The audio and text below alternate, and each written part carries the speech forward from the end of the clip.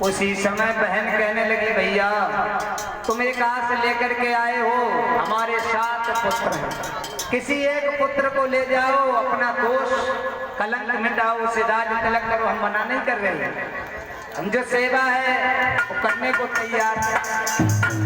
अजयपाल कहने लगे, नहीं बहन मैं ऐसे नहीं खाऊंगा, जब तक वो हमें पुत्र आकर के तिरमाचा नहीं दे देगा तब तक हम नहीं कह सकते हैं। उसी समय सबसे पहले भैरव को बुलाया, भैरव को बुलाया और आकर के मामा जी को मेरा प्रणाम हो, हाथ जोड़ करके आयुष्मान भव। अरे मामा जी ये थाली भोजन की रखी, आपने भोजन क्यों नहीं किया, क्या बात है? अजयपाल कहने लगे, बेटा हम एक आस लेकर के तुम्हारे दरवाजे पर आए हैं, जब तक वो आस पूर्ण नहीं होगी मैं भोजन नहीं करूंगा। बताओ मामा हमारे लायक कोई सेवा हो। भैरव कहने लगे, अजयपाल बोले कि बेटा आपके मामिया को कोई संतान नहीं हुई, आप मेरे उसैत में चल करके क्या रह सकते हो? भैरव वैसे भी गुस्सा वाले थे। भैरव कहने लगे, मामा चलने को मैं तैयार हूं, लेकिन हमसे अगर किसी ने कुछ कह दिया हमसे बर्दाश्त नहीं होगा, क्योंकि हम बहुत तेज गुस्से में रहते हैं और हम वहां कुछ दिन के लिए मेहमानी तो खा सकते हैं, लेकिन हम ज्यादा दिन तक नहीं रुक सकते, क्योंकि वहां ननिहाल है, सभी लोग हमें परेशान करेंगे, कोई कोरेटा कहेगा, कोई कुछ भी कहेगा, हम नहीं रह पाएंगे। मना कर दिया, चले गए भैरव। यानी धीरे धीरे 6 पुत्रों ने मना कर दिया इसी तरह से। और सबसे बाद में कालसेन आए। कालसेन बच्चों के साथ में खेल, और जब कालसेन आए तो कालसेन ने हाथ जोड़ करके मामा को प्रणाम किया, आयुष्मान। अरे बेटा कहाँ थे? कहने लगे, मामा कहीं नहीं, हम खेल रहे थे। बताओ मामा ये थाली भोजन की रखी, आपने भोजन क्यों नहीं किया, क्या बात है? कहने लगे, महाराज अजयपाल बेटा हम भोजन जब तक नहीं करेंगे जब तक हम एक आस लेकर के आए हैं वो मोरी पूर्ण नहीं होगी। कालसेन कहने लगे, बताओ हमारे लायक कोई सेवा हो, हम कर सकते हैं। उसी समय कहने लगे हैं महाराज अजयपाल,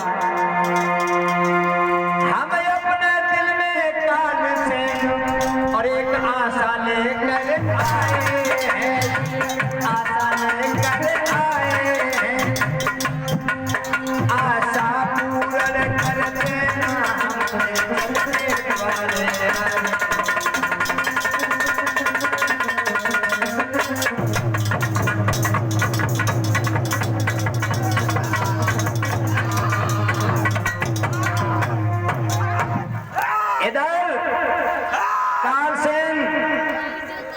कहने लगे कि आज मामा हम आपके जरूर आप में सेवा करने को तैयार हूं।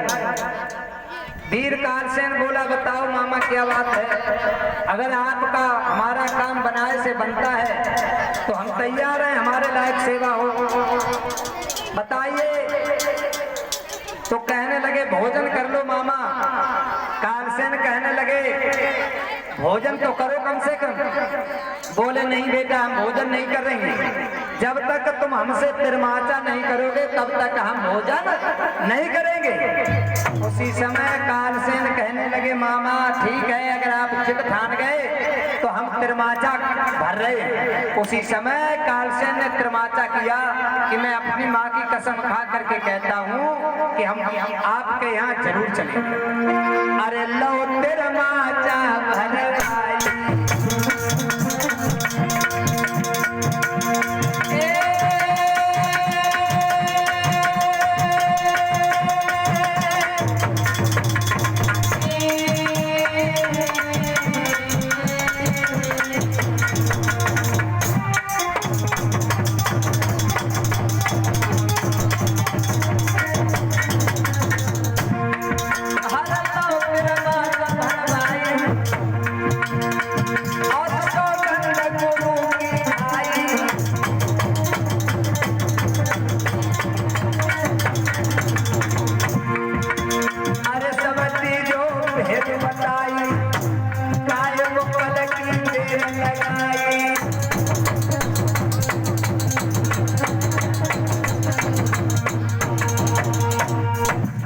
कालसेन तिरमाचा भर करके कहने लगा, मामा हम आपके यहाँ जो आप कहेंगे मैं करूँगा, वही करूँगा, वही करूँगा, वही करूँगा। कहने लगे ठीक है। उसी समय महाराज अजयपाल ने उसी समय भोजन किए और भोजन करने के बाद आज महाराज अजयपाल सुबह सुबह जब उठे तो कहने लगे, कालसेन देखो मामा, आपने हमसे तिरमाचा भरा लिया, लेकिन हम आपके यहाँ आएंगे जरूर उसैत में और रहेंगे, लेकिन मामा जी हमारी भी एक शर्त है। क्या? आपने हमें शर्त दिलाई तिरमाचा, लेकिन हम आपके यहाँ रहेंगे, लेकिन हम कभी किसी के काम बनाए या बिगाड़ें तो कभी आप हमसे पूछेंगे नहीं, हट नहीं करेंगे, चाहे हम बिगाड़े चाहे बनाए। उसी समय कालसेन कहने लगे हैं कि मामा, अरे मामा निज दिल धारण कर, अरे मामा निज दिल धारण कर, और आज ये वचन हमारे, और कभी भूल मामा मत करना।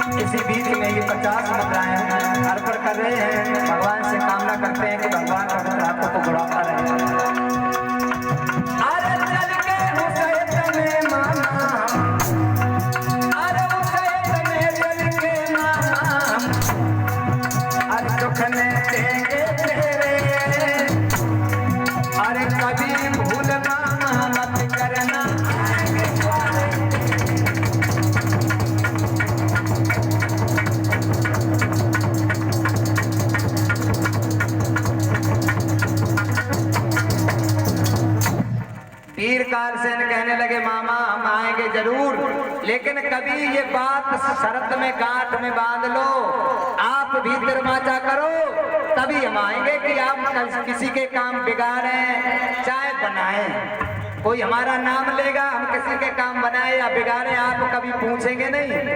कहने लगे ठीक है। अजयपाल कहने लगे, जो आप कह रहे वो बात मुझे मंजूर है, हम कभी नहीं पूछेंगे। और मामा पूछ दिया उस दिन, परलोक बिगड़ जाएगा, सारा मामला उलट पलट हो जाएगा। कैसे? तो बोले हैं कालसेन कि घटकी पूछेंगे जब मामा, तब काम बिगड़ सब।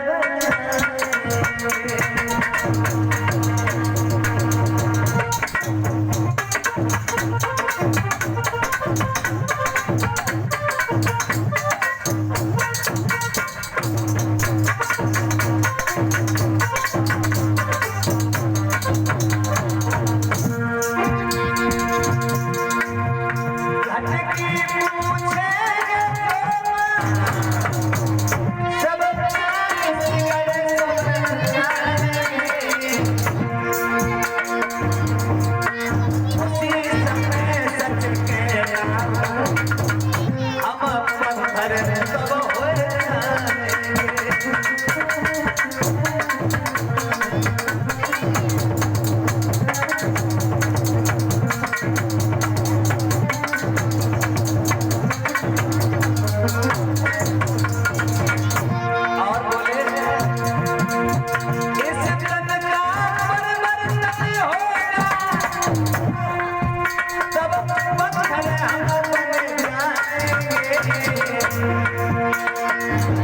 और नजर न आए दुनिया में धरती में समा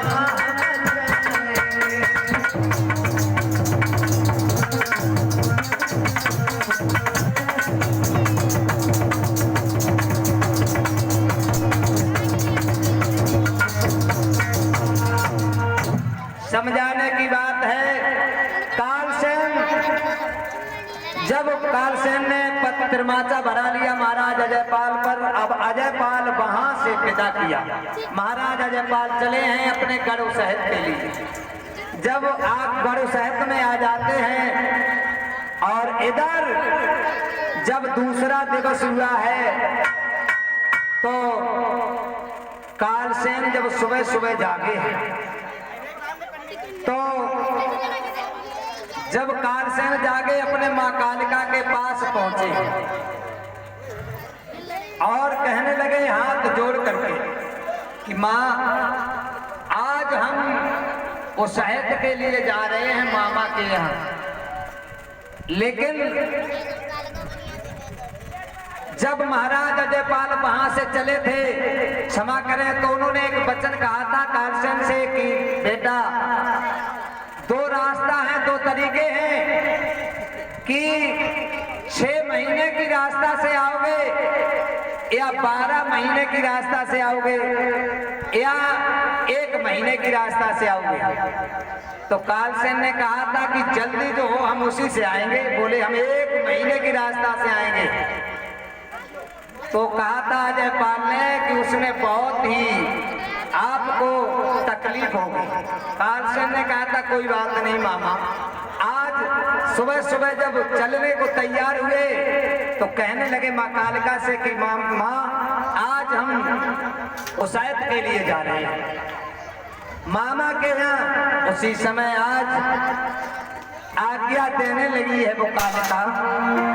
हद देख कर जब कुंवर की गद गद सिखल मानी भई, इच्छा पूर्ण लान ले आशीष ले आज्ञा दई।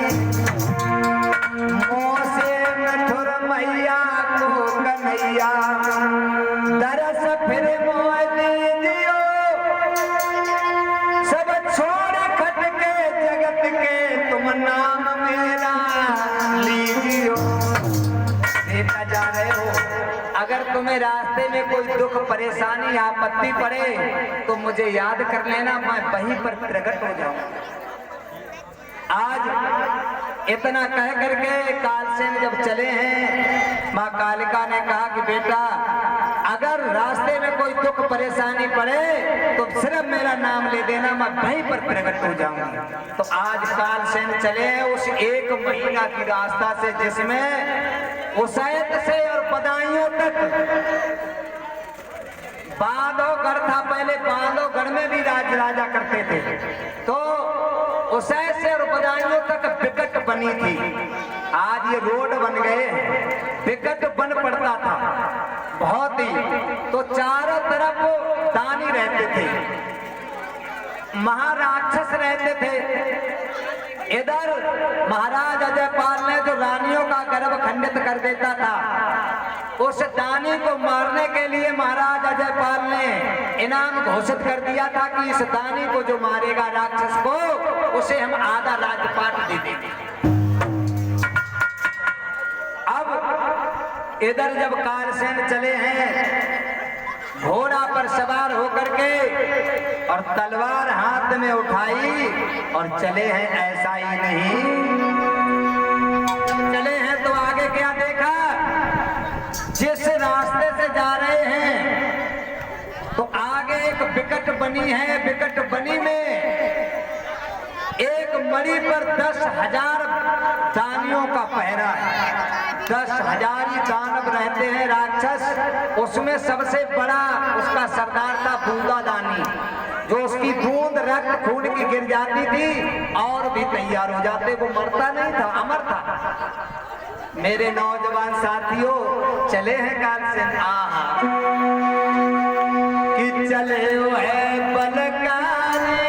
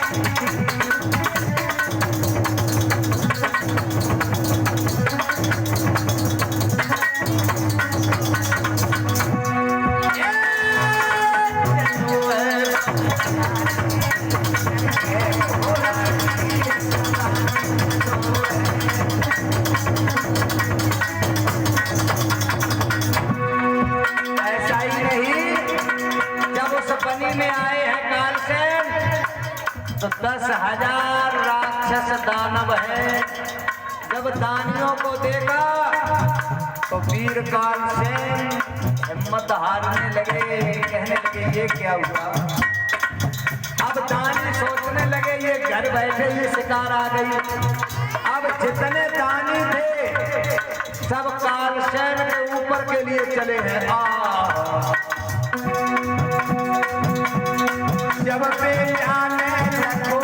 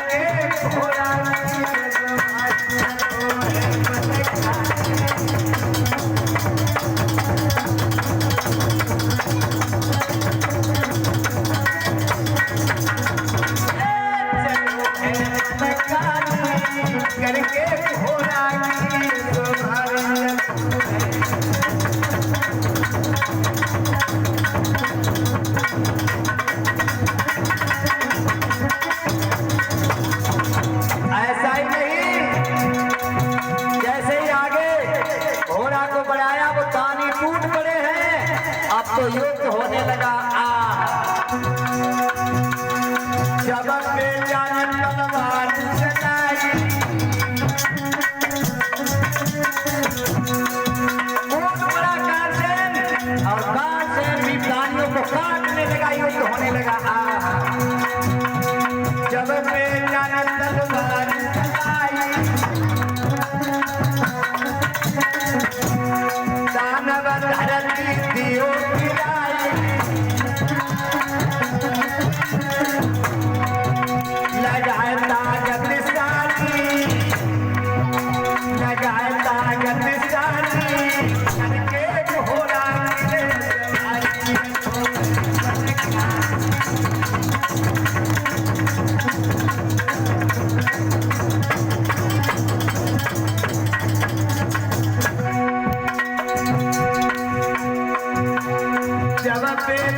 तलवार चलाई, दानी धरती दियो गिराई, लगाए ताकत सारी, करके घोड़ा लगे सवारी, लगाए ताकत सारी।